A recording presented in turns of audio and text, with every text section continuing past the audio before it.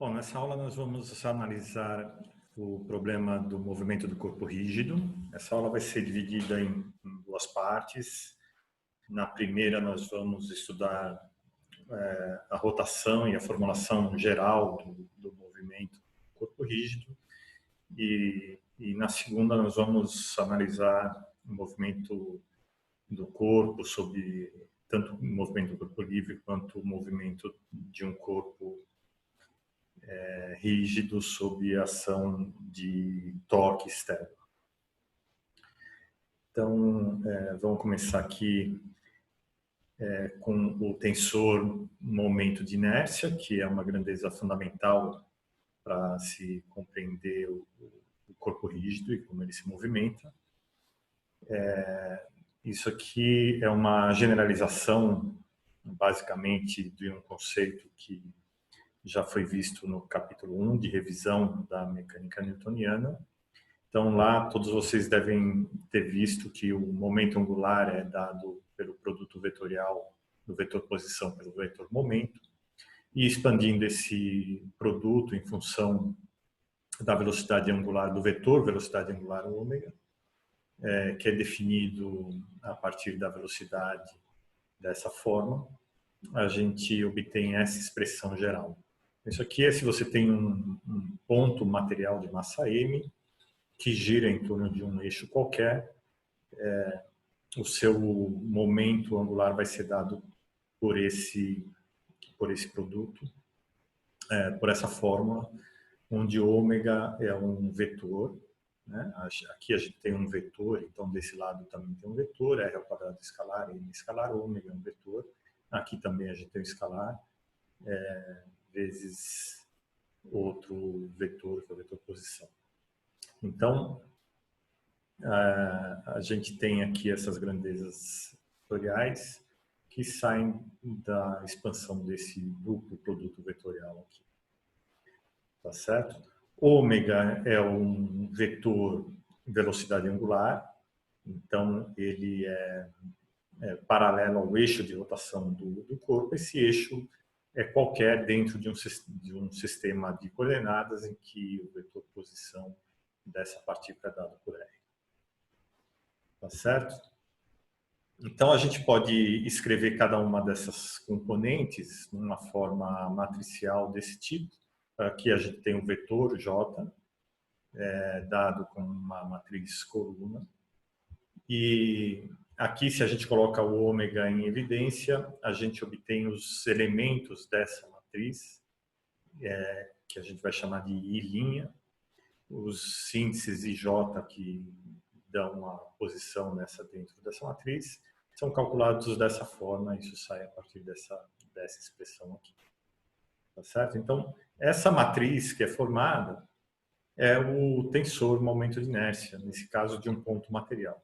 Então, um corpo contínuo, né, de dimensões finitas, a gente divide ele em elementos de volume, cada elemento de volume vai dar uma contribuição desse tipo, que é baseada nessa matriz, e o momento, o tensor momento de inércia é a integral disso, dada uma densidade volumétrica de massa.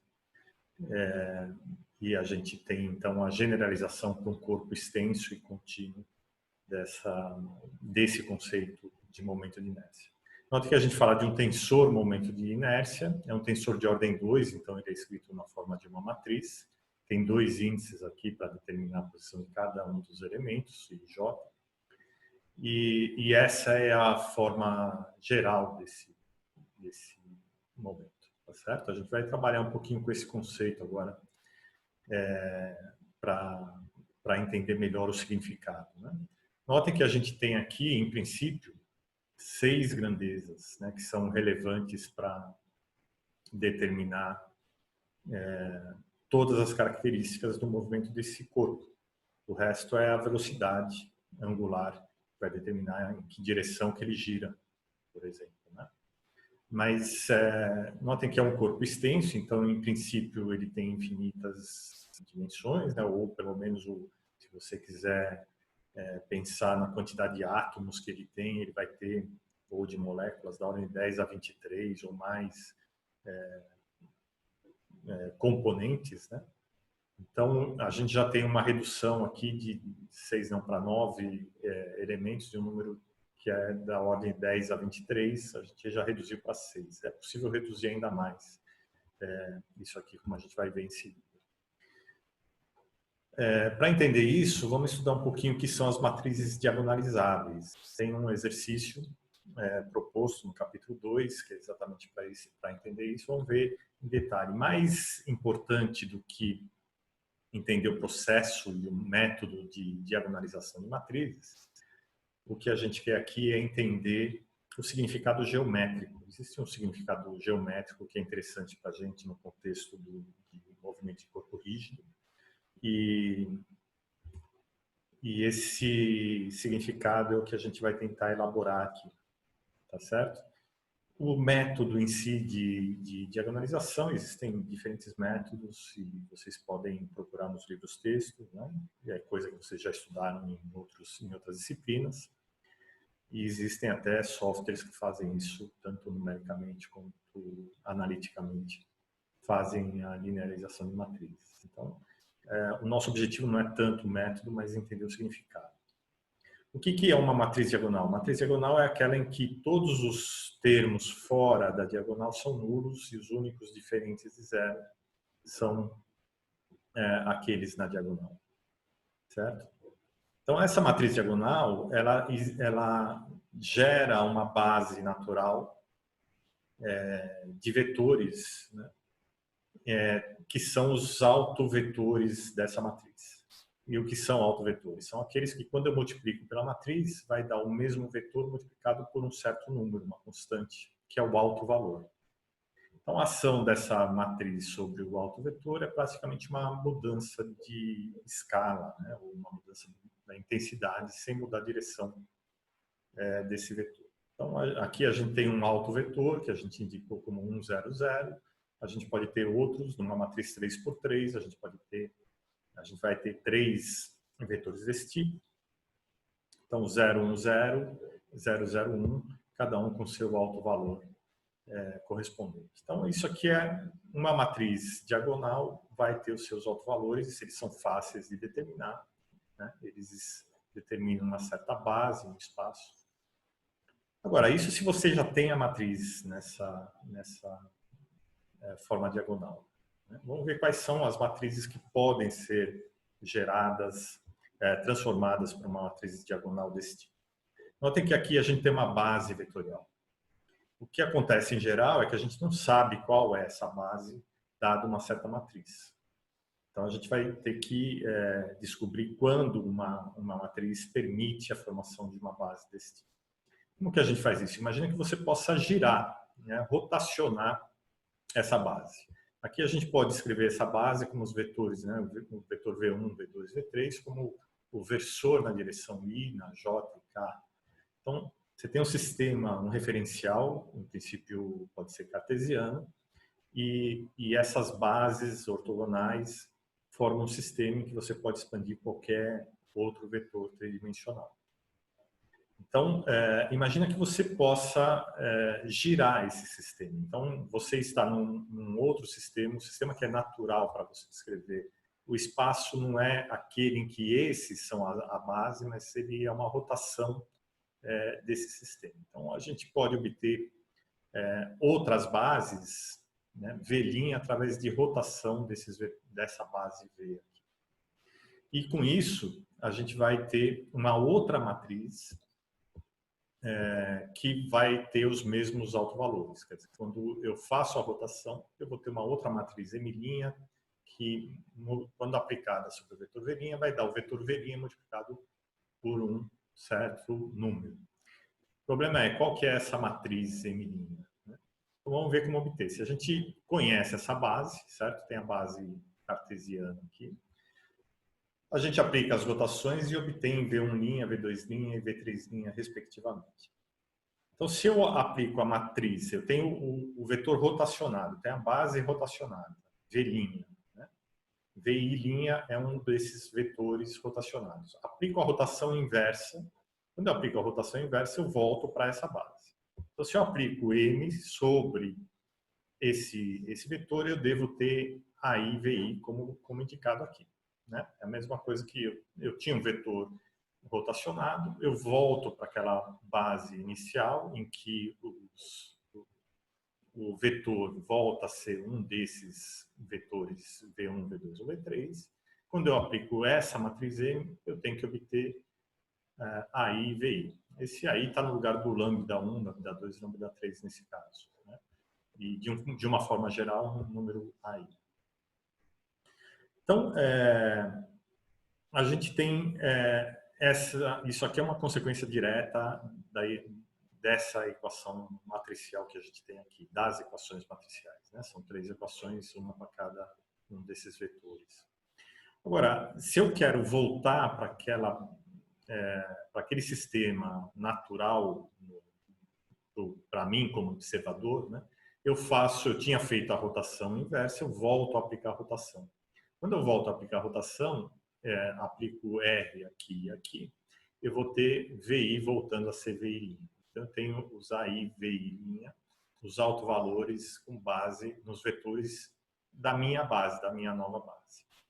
E aí eu tenho mais desse outro lado uma expressão que também é uma matriz multiplicada por VI', onde essa matriz, que eu vou chamar de M', é igual a esse produto aqui. Então, R, que é a rotação que eu aplico nos vetores, para obter, na base inicial, para obter a base que é natural para a minha descrição, vezes M, que é essa matriz aqui diagonalizada, vezes R-1. Isso é o M'. Certo? Então, vamos ver qual é a cara desse menino. Se eu tenho essa base inicial, eu vou aqui aplicar uma rotação. A rotação ela tem essa característica, a transposta é igual à inversa, né? Porque ela é sempre um vetor desse tipo, a gente já viu numa aula anterior. É sempre uma base desse tipo, onde A, B, C depende dos ângulos de rotação. A gente está aqui, pode seguir, por exemplo, um esquema de rotação de Euler. E é uma matriz antissimétrica. Né? Notem que você tem os pares de elementos com sinais trocados. Vamos aplicar essa rotação genérica, A, B e C são genéricos aqui, é uma rotação qualquer. Vamos aplicar sobre essa matriz M para ver qual é a cara de M'. Quando a gente faz isso, quando a gente faz esse produto, o que a gente obtém é uma matriz desse tipo. Falta o sinal igual aqui. É uma matriz desse tipo aqui. Tá? Os elementos parecem bastante complicados, tal, mas uma coisa que dá para notar é que é uma matriz simétrica. Esse elemento aqui é igual a esse elemento aqui é igual a esse na posição oposta, e esse aqui é igual a esse. Ou seja, quando eu inverto os índices dos elementos de matriz, eles permanecem iguais. Então, é uma matriz simétrica. Então, esse é um resultado bastante interessante. A gente pode, de algum modo, ainda simplificar um pouco essa expressão, mas notem que a matriz resultante ela depende só dos elementos da matriz original, lambda 1, 2 e 3, e da rotação que eu aplico, os elementos da matriz de rotação. Isso determina toda essa matriz. E ela é simétrica. Aqui a gente não disse absolutamente nada sobre o que é A, B e C. Eles só estão relacionados a ângulos de rotação. Né? São os elementos de uma matriz de rotação. Então, mas são completamente arbitrários. Então, a partir dessa expressão, eu posso obter qualquer matriz arbitrária simétrica. Ela vai ser sempre simétrica. Essa é a característica principal. Então, como a rotação também é sempre inversível, eu sempre posso obter a matriz inversa pegando a transposta da matriz de rotação. É sempre inversível.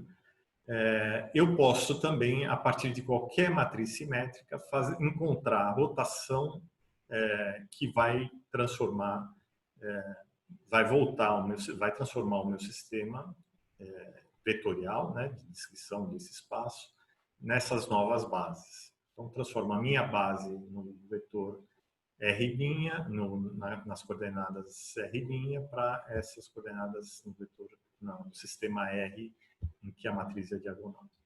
Então, eu sempre posso voltar dessa matriz simétrica para uma matriz diagonal. Portanto, toda matriz simétrica desse tipo, ela é diagonalizável. Esse é o nosso resultado principal. E ele se baseia no fato de que aqui A, B e C são arbitrários e que toda rotação ela é reversível. Você sempre tem uma matriz inversa de rotação. Bom, então, se toda a matriz é diagonalizável, vamos ver como que a gente pode, por exemplo, diagonalizar. Existem vários métodos, eu vou indicar um aqui para um caso específico, né? A gente tem essa matriz, notem que se A, B e C são infinitesimais, então o meu sistema difere daquele sistema em que as bases são claras, né? E a matriz é diagonalizada por valores infinitesimais, então se eu mantenho até primeira ordem, essa matriz simplifica bastante, fica desse tipo. E notem que a partir daqui, se eu tenho os elementos da minha matriz original são esses, né? E se eu posso diagonalizar por uma rotação infinitesimal, a gente obtém facilmente comparando esses elementos, obtém A, B e C, e A, B e C dão a rotação que eu tenho que aplicar. Então, quando a diferença é infinitesimal, é fácil determinar qual é a matriz de rotação e, portanto, a rotação inversa que eu tenho que fazer para diagonalizar essa matriz. Quando, como é no caso geral, isso aqui não é infinitesimal, né? Os parâmetros A, B e C podem ser grandes, então eu tenho que usar outros métodos, posso até usar um método interativo em que eu vou calculando, né? Eu pego esses elementos de matriz, digo que lambda 1, lambda 2, lambda 3 são os elementos da diagonal, né? Notem que eles não são sempre assim, né? Lambda 1, lambda 2 e lambda 3 são os elementos da matriz diagonalizada já, né? Mas não é sempre assim, porque eu estou desprezando aqui esses termos quadráticos, né? Mas eu faço numa primeira aproximação a hipótese que eles são, calculo com isso os A, B e C, que dependem só dos elementos da matriz que estão lá, e vou obter uma nova matriz, uma certa matriz de rotação. Aí, com os valores de A, B e C, eu calculo novamente os elementos da diagonal e repito esse processo. Então, com os novos elementos da diagonal, eu calculo A, B e C novamente, vou ter novos valores e calculo novamente aqui os valores da diagonal e vou repetindo isso até que esses elementos convergem para um valor, para o valor final da matriz de rotação. Esse é um dos processos, existem outros, né? Mas o que importa aqui é isso. Se a gente conhece A, B e C, a gente conhece a rotação e, portanto, eu posso determinar quais são os elementos que vão me transformar os meus vetores para aqueles autovetores, né? Então, a rotação, uma vez que eu tenha essa rotação A, B e C conhecidos, eu calculo os autovetores a partir desse produto, né? R aplicado no vetor 1, ou no vetor 2, ou no vetor 3, e vou obter V1', V2', V3'. E usando essa matriz aqui, com os elementos A, B e C supostamente já conhecidos, a gente pode calcular todos. E olha só que curioso. Os autovetores são exatamente os vetores coluna. Isso é usado nas notas de aula, vocês devem ter visto que isso é usado para determinar quais são os autovetores da matriz de rotação, né? E a esses vetores correspondem os autovalores lambda 1, lambda 2 e lambda 3, que são os elementos da matriz diagonal. Tá certo? Então, uma vez que eu conheça os autovetores, eu posso aplicar a matriz M' sobre V1, V2, V3 e vou obter os valores lambda 1, lambda 2 e lambda 3, respectivamente. Então, a gente conhece os autovetores, conhece os autovalores, então tem a matriz M' e a diagonal. Bom, vamos voltar agora ao momento de inércia, né? Que é o objeto que a gente está tratando aqui. Momento de inércia a gente viu que é uma matriz. Eu estou chamando aqui de I', J' e ômega', porque eu estou supondo que é num referencial arbitrário, não é aquele em que a matriz é diagonalizada. Mas olhem só que curioso, os elementos dessa matriz, IJ, eles são simétricos por troca de índices. Né? Se eu troco o índice IJ por JI, eu tenho o mesmo elemento, porque aqui eu tenho um produto e esse delta IJ ele é simétrico. Isso aqui é o delta de Kronecker. É simétrico por rotação, já que ele é zero sempre que isso aqui, os índices IJ sejam diferentes de zero. E 1 quando eles são iguais. Então, os elementos são simétricos e, portanto, essa matriz aqui é uma matriz simétrica. Se ela é simétrica, ela pode ser diagonalizada, como a gente acabou de ver. Então, vamos supor que eu tenha esses autovetores que eu posso calcular aqui. Ó, são os autovetores dados por essas colunas ou pelas linhas, já que é simétrica. Né? Então, eu tenho os autovetores. De posse dos autovetores, aplico a matriz sobre eles e obtenho os autovalores, e aí posso diagonalizar. Tem a matriz diagonalizada.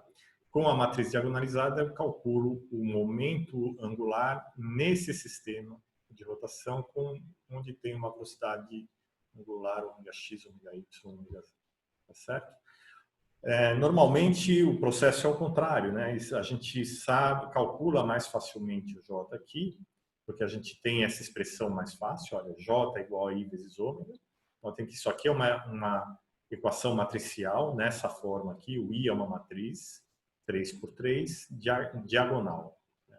Ômega é o vetor rotação angular no sistema em que essa matriz é diagonal, e J é o momento angular nesse sistema. Tá certo? Se eu quiser saber no meu sistema, eu tenho que aplicar a rotação. Então, aqui é mais fácil de a gente determinar o momento angular, porque o produto é bem mais simples. Então, a gente calcula aqui e depois faz a rotação para o nosso sistema. Esse é o procedimento normal. E com isso, a gente pode calcular várias características do movimento do corpo rígido. Né? Uma delas é a energia cinética. A energia cinética, a gente já viu lá na revisão de mecânica newtoniana, pode ser escrito em termos do momento de inércia vezes a velocidade angular ao quadrado dividido por 2, ou do momento angular ao quadrado dividido por 2 vezes o momento de inércia, como está aqui. A gente tem o torque, que é a derivada temporal de J em relação a T. E lembrem-se que quando a gente está olhando o movimento do corpo, né, muitas vezes você pode descrever o corpo num sistema mais adequado, que são aquele sistema dos eixos principais, em que a matriz do momento de inércia diagonalizada, aquele é o sistema dos eixos principais, e você pode supor que ele está preso ao corpo. E se o corpo tá girando, nesse referencial ligado ao corpo, ele não gira. Mas no nosso referencial, como a gente já viu, né, no caso de rotação de vetores, qualquer vetor num referencial inercial é igual a esse vetor no referencial que está em rotação junto com o corpo, mais esse produto ômega vezes alguma coisa, onde ômega é a velocidade de rotação, o vetor velocidade de rotação desse sistema visto nesse sistema aqui. Tá? Essa é uma expressão que a gente já viu na aula anterior. Então, quando a gente aplica para o vetor J, a gente tem a mesma expressão geral aqui. Agora, se é aplicado um torque sobre o corpo, né, então isso aqui vai ser diferente de zero, e, portanto, eu posso calcular o torque equivalente aplicado, visto no sistema S, através dessa expressão. Então, o torque é dado por isso aqui.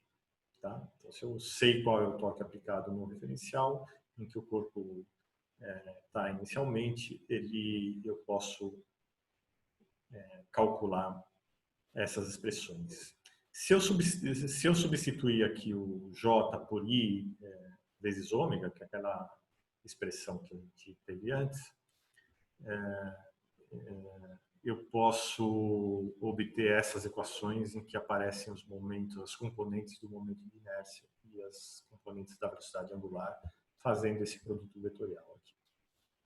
Então, esse conjunto de equações permite calcular qualquer movimento do corpo rígido no referencial dos eixos principais, em que eu tenho I1, I2 e 3 apenas, né? E depois, num outro referencial qualquer, eu tenho que fazer a rotação correspondente. Mas, com isso, eu determino o movimento completo do corpo rígido. Esse é o conjunto de equações que permite descrever totalmente o movimento do corpo rígido, e essas são as equações, são chamadas equações de Euler-Lagrange. Notem que na descrição, além do torque, que é uma força externa, né, o que eu preciso para descrever são essas três componentes da matriz de momento de inércia. Então, o número de graus de liberdade que eu tenho são 3. Ele pode se movimentar por rotação em torno de 3 eixos. É claro que aqui a gente está assumindo que o centro de massa é fixo, né? Mas se eu quiser acrescentar também o movimento do centro de massa do corpo rígido, são mais 3 coordenadas, eu teria 6 coordenadas. É uma redução enorme em relação ao número de componentes que qualquer corpo macroscópico tem, que é da ordem de 10 a 23.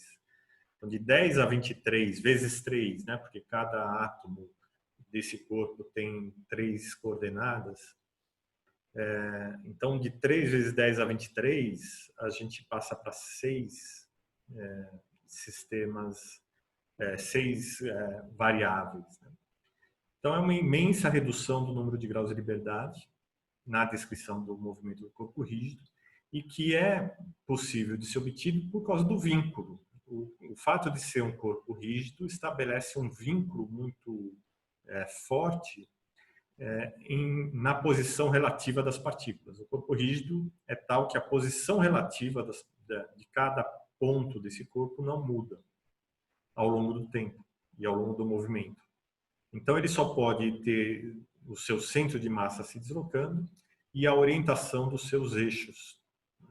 Então, eu tenho as 3 coordenadas do centro de massa e mais 3 coordenadas que indicam a direção do eixo de rotação se ele está girando.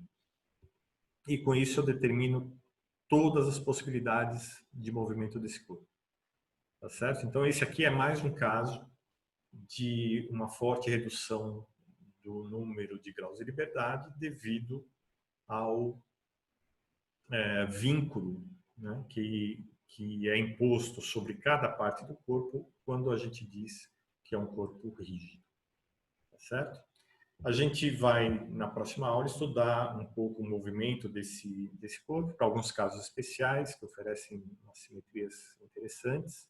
São casos especiais, mas muito úteis.